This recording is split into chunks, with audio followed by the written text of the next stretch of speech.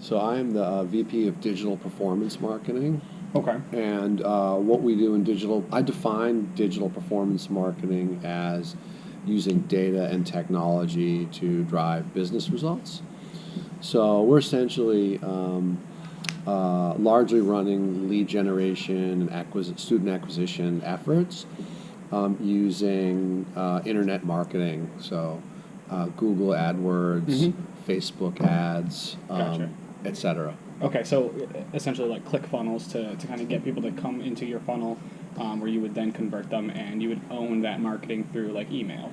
Absolutely. We build a great way to position it. We're filling the funnel, and then we're also using those same tools to help people down the funnel. So Gotcha. acquisition, but then really all the way to retention using some of those same technologies. Gotcha. Okay, so how long have you been in the marketing industry? So let's see. I have been in the marketing industry over 20 years. 20 years. Wow. Yeah. I'm an old timer. When I started working, there was of course no internet marketing. Right. So my background is in catalog and direct mail. Okay, yeah, so direct mail marketing. Direct response, which translates very well to running ads on Facebook and stuff like that. There you go. It's really, I like to say it's a version of the same joke. Right. Using math to determine what's working, what's not. Absolutely, yeah. And I've seen it's kind of like a translation method. So it's old marketing and new marketing. You'd see radio as an old marketing. You'd see podcast as a new marketing. There you go. You'd see community as an old marketing. You'd see Facebook as new marketing. You got it. Same thing with like commercials. Now YouTube, like they're all kind of translated Yeah. into the newer systems. Yeah. Yeah. Cool. Where did you get your start? When did you start working in this? Yeah, so I actually started my career in IT for a few years, so I love technology. Gotcha. And I worked as a computer programmer, and then I broke into marketing as in the early days of the internet during, they were called the online services wars. America Online and CompuServe and Prodigy were all vying for to get installed onto people's home computers, as we called them at the time. Right. And I ran, early in my career, I ran America Online's subscriber acquisition program using floppy disks through the mail. we were sticking those things in cereal boxes and Oh, really? and polybagging them on magazines, and then eventually we moved from floppy disks, and we were fulfilling a lot of them through the mail too. We moved from floppy disks to CD-ROMs, which was CD-ROM was like the I remember getting CD-ROMs in the cereal. Yep. There you go. Yeah, and say that's right about just before my time. Like I know what a floppy disk is. Yeah. I've used them before. I would not know how to use one now. But I just like I know what they look like. That's about my era. So and I mean every generation can say that about something. Some That's right. Technology. My mom asked me the other day if I had my Walkman. There you go. And I was. There you go. I'm old enough to know what that is, but Right. not to have ever had one. So, can you give me a brief kind of history of how you went from that into digital marketing? Yeah, sure. So, in the early days of sort of that was more direct mail, and online advertising didn't really exist. Like ultimately, when people said online advertising, they meant doing print advertising for online companies. Like there was no until sort of the early portals of Yahoo and MSN and AOL at the time started selling ad space on them. That was the beginning. Banners, Banners. banner ads was the Right. beginning of online advertising. And then Facebook probably revolutionized that. Facebook, first Google, then Facebook, Google, revolutionized. Facebook. Actually, Yahoo, Google, Facebook. I was working for a national retailer in, as I mentioned, catalog, and I was that was where I cut my teeth in Google search marketing and email marketing. Right. Affiliate marketing. We used to sell a lot of our products, of course, on Amazon and eBay and Yep. those sites. And Facebook really has come on in the last 5 or 6 years, while Facebook marketing has been around longer than that. It wasn't effective in the early years because the targeting wasn't sophisticated enough. And a lot of the beginning of Facebook was about building that community so that they could then turn that into, because it was, I mean, Facebook, it was advertised as this is the free social media. It's just like your community, and so everyone went on there, and now over time it's like, well, now you see more ads, but it's because money goes where the attention goes, and so people's attention then diverted from their regular communities to online communities, and now that's when the ads come in, and that's why right now an ad is a lot more affordable than it will be in 5 years when Coca-Cola realizes that commercials are not the best way to sell a product. That's true. They're going to invest in Facebook marketing, and then instead of it being $12 to target 1,000 people, it's going to be $54. You got it. It's supply and demand, and right now the early mover gets the advantage, and that's why when something effective like that comes along, you want to get in early before it gets crowded, and auctions will heat up the prices, and things will get more expensive. And the big thing right now is Coca-Cola has the money to invest in that. They just, because it's such a big company, and any company like Coca-Cola, they're so big that the idea of switching from commercials to Facebook advertising is like trick or treat. Like no one's going to take you seriously if you suggest it. It's only going to be when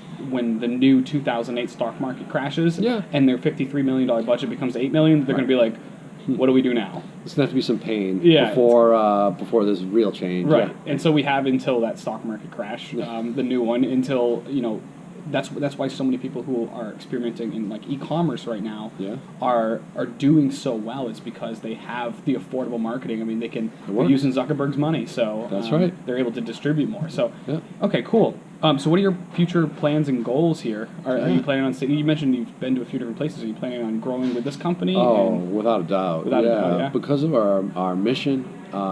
This is as you know, very mission-based organization. Mm-hmm. And it's also, we're growing, right? So we're leaders in the space, and we're just getting started. I think, as you know, we have ambitious goals to grow by orders of magnitude, and I see digital marketing as playing a key role in helping us, deliver growth upon growth.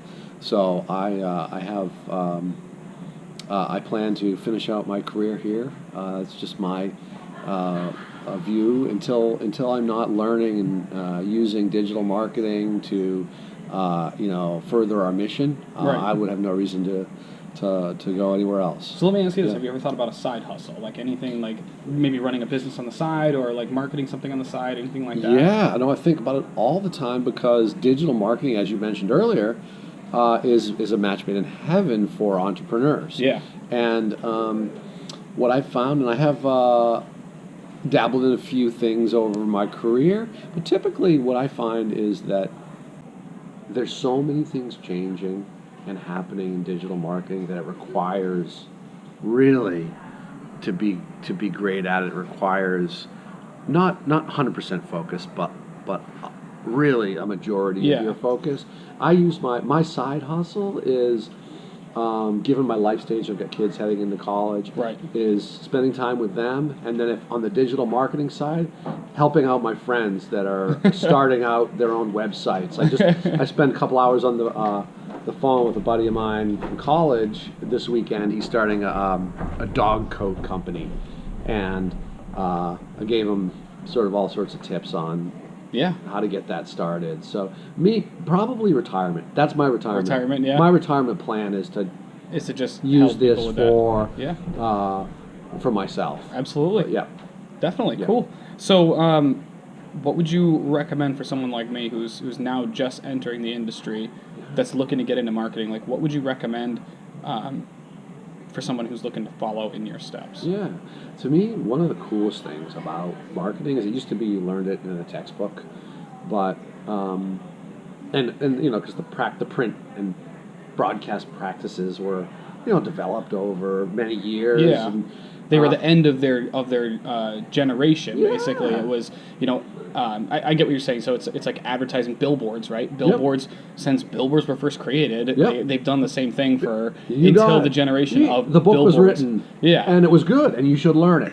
So learning those marketing fundamentals are great, but honestly, that's a foundation from my standpoint. The blogs, the online communities. You can learn everything. I'm speaking specifically about digital marketing. You can learn everything you need to know about digital marketing if you have that foundation from a marketing fundamental standpoint online. Facebook has a service called Blueprint, which is there. They'll teach you how to use their platform. Google, you can get certified in all of Google's products. Really? And all of that's free. And the reason that Google and Facebook and LinkedIn and others offer that for free is they want people to learn how to use their products because that is their revenue stream. Right. So it's kind of cool. You have all this wealth of resources online to learn this stuff and also to try it for very low cost, to try it yourself. And all the information's out there. That's the beauty of the web. Yeah. Pretty much everything I learn now, and I always say this to any of my interns. Everything you ever need to learn is on YouTube because there's somebody who's figured it out before you. There it is. And they said I should put this on YouTube. Yeah. And that's where I learned most of everything. I mean, it's going to be filled with a lot of probably not the best teachers. You have to weed through a lot, but it's got a little bit of everything. Yeah. So what would you recommend, or rather, what would you say not to do? Yeah. Having lived the career that you have, yeah. What would you recommend that if I was to go through those steps, absolutely should avoid? Okay. Anything like that? Well, what I would say is, based on sort of maybe kind of continuing on the point we just made, the best way to learn this stuff is to do it. So if it's just papers and theories, all those are good, but use it and try it with your hands. And I know, I know you've got a company of your own. Learn as you're working on that. Right. By standing up a LinkedIn ad, standing up which I haven't messed with yet. So yeah, there you go. So keep messing. That's my advice because I keep the ratio of more messing than papers. So basically, just because it works doesn't mean it can't work better. Yeah. Keep breaking the system. Yeah. There's a good quote that I heard that I really like, and it's don't be afraid to fail. Be afraid that you're so afraid you never try. There you go. And I think that applies to the whole idea of marketing. It's you have no idea what's going to work. Yeah. And I know this one guy who he applied for a job and he couldn't get a job interview anywhere, and it was because he was bad at making a resume. Yeah. And so he saw a homeless person with their sign, and one of them didn't have a sign; they had a ball, and they had everything written on the ball. And he was like, "I'm going to do that with my resume. I'm going to put it on a big ball." There you go. And he handed it in, and that stood him out from the rest of the applications. That it was his resume on a ball, and he got the job. I love it. So it's that's such an interesting way of marketing yourself. I love it. So I think it's a great piece of advice. Well, I mean, I don't want to bother any more of your time, but thank you so much for everything. Right, this is great stuff to go with. Thank you so much. Yeah. Thanks, Fred. Awesome. Take care.